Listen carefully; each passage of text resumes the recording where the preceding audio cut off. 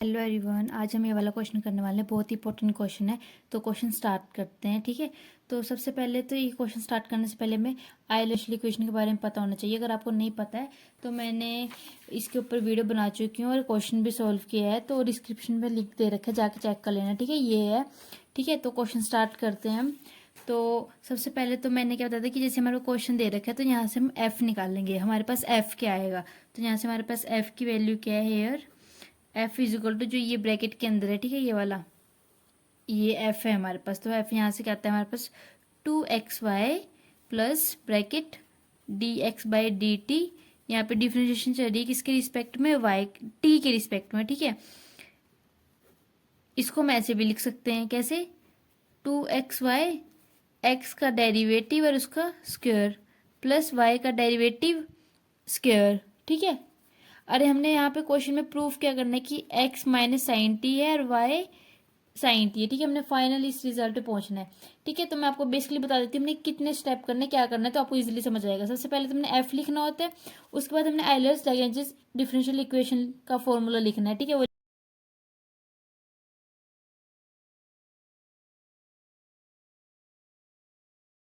ठीक है, ये हमारा फॉर्मूला है, ठीक है। तो हमने क्या करना है, सबसे पहले तो एफ की वैल्यू लिख ली है, तो ये फॉर्मूला लिखना है। और जो हमारे पास एफ गिवन है तो एफ इसमें यूज करना है और इसकी इक्वेशन निकालनी है कि हमारे पास कौन सी दो इक्वेशन आएंगे। हम एफ को यहाँ पे इसमें इक्वेशन में पुट करेंगे, डेरिवेटिव निकाल लेंगे, इस वाले में पुट करेंगे।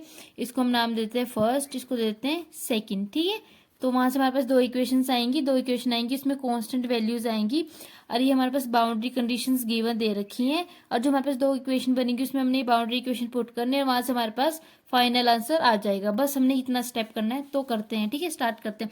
सबसे पहले हमें क्या करना है, फर्स्ट इक्वेशन को सॉल्व करते हैं। फ्रॉम फर्स्ट वी गेट, देखो यहाँ पे क्या बोल रखे, curl F by curl x, मतलब जो हमारे पूरा एफ है इसमें पार्शियल डिफ्रेंशिएशन करनी है एक्स के रिस्पेक्ट, मतलब इसमें एक्स ही के रिस्पेक्ट डिफ्रेंशिएशन करनी है, बाकी सब इसमें कांस्टेंट है। हमें पता है कांस्टेंट के डिफ्रेंशिएशन जीरो होती है, तो यहाँ पे ये तो जीरो हो जाएगा। यहाँ से हमारे पास क्या जाएगा, 2y minus d/dt bracket curl F by curl x dash, x dash के रिस्पेक्ट हमें डिफ्रेंशिएशन करनी है, तो यहाँ से हमारे पास क्या आ जाएगा, 2x dash is equal to 0। इसको और सॉल्व करेंगे, ये बन जाएगा 2y माइनस 2, यहाँ पे x की फिर से डिफ्रेंशिएशन हो रही है तो डबल डिफ्रेंशिएशन हो जाएगी, ठीक है, इज इक्वल टू 0। यहाँ से हम 2 कॉमन लेंगे तो यहाँ से हमारे पास ये इक्वेशन बन जाएगी, डबल डेरिवेटिव y, इसको हम ऐसे भी लिख सकते हैं, ठीक है। ये हमारे पास आ गई थर्ड इक्वेशन, ठीक है। ये आ गई हमारे पास थर्ड इक्वेशन, ठीक है। ऐसे ही हम सेकंड इक्वेशन को सॉल्व करेंगे। सेकंड इक्वेशन में भी एफ की वैल्यू पुट करेंगे तो हमारे पास क्या आ जाएगा, फ्रॉम सेकंड वी गेट, यहाँ पे curl F by curl Y, Y के रिस्पेक्ट हम जब ऊपर यहाँ पे डिफ्रेंशिएशन करेंगे यहाँ पे, तो हमारे पास क्या आ जाएगा, 2x minus d/dt bracket curl F by curl Y dash, Y dash के रिस्पेक्ट हमने यहाँ से करने तो हो जाएगा 2y डैश, तो यहाँ से हमारे पास आ जाएगा 2x माइनस 2 डबल डेरिवेटिव, यहाँ पे भी इसका ऐसे पहले एक बार डेरिवेटिव है, फिर से हम दूसरी बार डेरिवेटिव करें तो डबल डेरिवेटिव हो जाएगा, ठीक है। तो यहाँ से हमारे पास क्या आ जाएगा, y dash is equal to x, इसको हम ऐसे भी लिख सकते हैं, D square Y D T square is equal to X. ये हमारे पास आ गई फोर्थ इक्वेशन, फोर्थ इक्वेशन आ गई। अब हमने इसके बाद क्या करना है, यहाँ से इसको सॉल्व करना है, ठीक है। इसको डिफरेंशियल इक्वेशन बनेगी हमारे पास, जो भी हम इसको जनरल सॉल्यूशन निकालेंगे और वहां से इसका सिंपल एक्स वाई के फॉर्म में हमने डिफरेंशिएशन खत्म करनी है, ठीक है। तो इसको हम कैसे सॉल्व करते हैं, चलो स्टार्ट करते हैं। देखो हम इसमें क्या कर सकते हैं, ये देखो सिंपली हमारे पास यहाँ पे क्या है, ये आ रहा है। अगर हम यहाँ से एक्स की वैल्यू यहाँ पे चक के पुट कर दें तो हमारे पास क्या इक्वेशन बनेगी, अगर हम यहाँ से देखो, हम फोर्थ इक्वेशन को लेते हैं। फोर्थ इक्वेशन हमारे पास क्या कहती है कि y dash is equal to X, और y डैश हमारे पास y की वैल्यू हमें पता है, y की वैल्यू हमें पता है कि वो x डबल डैश होता है, तो हम यहाँ से y की वैल्यू पुट की डबल डैश और उसके ऊपर है फिर से double dash is equal to X. ये हमारे पास आ गया ना, एक ही वेरिएबल में हमारा क्वेश्चन चल गया, तो हम यहाँ से सॉल्व कर सकते हैं। मैंने बेसिकली क्या किया, इसको इसमें यूज किया, थर्ड वाली इक्वेशन को फोर्थ इक्वेशन में यूज किया, तो हमारे पास ये बन गया। तो यहाँ से हम इसको क्या लिख सकते हैं, minus X is equal to 0। और हमें ये भी पता है कि हम डी बाय डी टी को कैपिटल डी मान सकते हैं, ठीक है, ये मान सकते हैं। तो यहाँ से हमारे पास क्या आ जाएगी, यहाँ से हमारे पास आ जाएगा डी की power 4 X minus X is equal to 0। Basically ये हमारे पास क्या था, ये इसका मतलब क्या है, इसका मतलब यही है ना,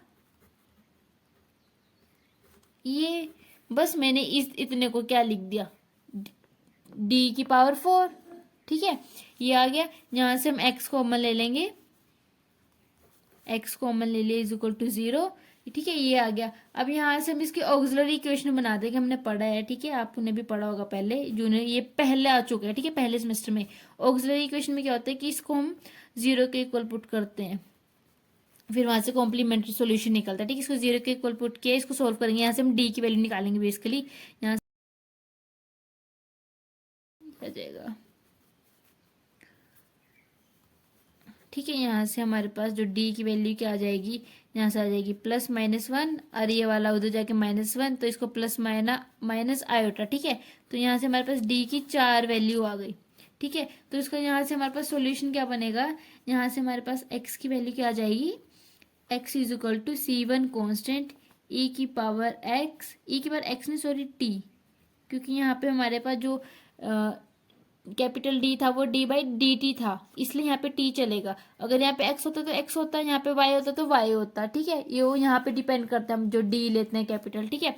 ई की पावर टी प्लस C2 -1 तो माइनस टी प्लस C3, ये आ गया हमारे पास कॉम्प्लेक्स, ठीक है। तो कॉम्प्लेक्स के लिए क्या करते थे हम, प्लस आएगा plus C3 cos t minus c plus C4 sine t, ठीक है। यहाँ पे हमारे पास ये होता है ना अल्फा प्लस ये होता है, ठीक है। इसको हम कैसे लिखते थे, यहाँ पे बाहर लिखते ई की पावर अल्फा टी, और यहाँ पे होता था C1 cos beta plus C2 sign beta. तो यहाँ पे अल्फा का काम क्या कर रहे हैं 0, तो ई की पावर 0 क्या होता है 1, ठीक है, तो ये पूरा बाहर 1 है इसके, ठीक है। और यहाँ पे बीटा का काम क्या कर रहा है 1, तो यहाँ पे 1 आएगा, ठीक है। अब हमारे पास ये आ गई एक्स की वैल्यू, एक्स की वैल्यू ये आ गई हमारे पास। मैंने क्या बताया था, हमने सबसे पहले क्या करना था, एक्स और वाई की वैल्यू फाइंड करनी थी, उसके बाद हमें जो बाउंड्री कंडीशंस दे रखी थी वो बाउंड्री कंडीशंस पुट करनी है। तो हमने एक्स की निकाल ली, ऐसे हम वाई की निकालते हैं। अब हमें पता है, हमने स्टार्टिंग में यहाँ हमारे पास पहली कंडीशन क्या आ गई थी कि जो हमारे पास यहाँ पे क्या लिख रखा है कि जो वाई है वो वाई किसके इक्वल है, from third equation we get कि y is equal to double derivative x, ठीक है। ये था हमारे पास, हमें x की वैल्यू पता है, हमारे पास ये है, तो अगर हम यहाँ पे x की वैल्यू पुट करें तो y की वैल्यू आ जाएगी। यहाँ से हम y इज इक्वल टू लिख सकते हैं d बाई डबल डेरिवेटिव लेंगे हम किसका, x का, x हमारे पास क्या है C1 E T plus C2 e की power minus t plus C3 cos t plus C4 sine t, okay. First derivative लेंगे हम, तो एक डी टी बाहर बच जाएगा अंदर, C1 ऐसे ही टी के रिस्पेक्ट है, ई की पावर टी का डेरिवेटिव क्या होता है ई की पावर टी टी, ठीक है। यहाँ पे C2 कांस्टेंट है, ई की पावर माइनस टी का क्या आएगा, ई की पावर माइनस टी आ जाएगा, आगे माइनस आ जाएगा, ठीक है, यहाँ पे प्लस है माइनस आ जाएगा। यहाँ पे क्या है हमारे पास, यहाँ पे C3 कांस्टेंट है, कोस टी का लेंगे हम डेरिवेटिव, कोस टी का डेरिवेटिव कहते हैं माइनस साइन टी होता है, और C3 ऐसे ही आ जाएगा। और यहाँ पे क्या है प्लस C4 साइन टी का डेरिवेटिव क्या होता है कोस टी, ठीक है। एक बार फिर से अपने डेरिवेटिव लेने, ठीक है। अब यहाँ पे हम C1 ई की पावर टी का डेरिवेटिव, C1 ई की पावर टी, इसका डेरिवेटिव लेंगे, फिर से -1 आएगा, माइनस माइनस क्या हो जाएगा प्लस हो जाएगा, C2 ई की पावर माइनस टी। यहाँ पे क्या साइन टी का डेरिवेटिव कोस टी होता है, तो माइनस C3 कोस टी, और कोस टी का डेरिवेटिव कितना माइनस साइन टी, यहाँ से आ जाएगा माइनस साइन टी। ठीक है, ये आ गई हमारे पास y की वैल्यू। अब देखो हमारे पास x की वैल्यू भी आ गई, y की वैल्यू भी आ गई। तो मैंने क्या था स्टार्टिंग में, हमें पहले x और y की वैल्यू फाइंड करनी है, उसके बाद हमने ये बाउंड्री कंडीशन पुट कर देनी है, हमारे पास आंसर आ जाएगा। अब हम अपनी बाउंड्री कंडीशंस लेते हैं। हमारे पास बाउंड्री कंडीशंस क्या है, नाउ यूजिंग बाउंड्री कंडीशंस।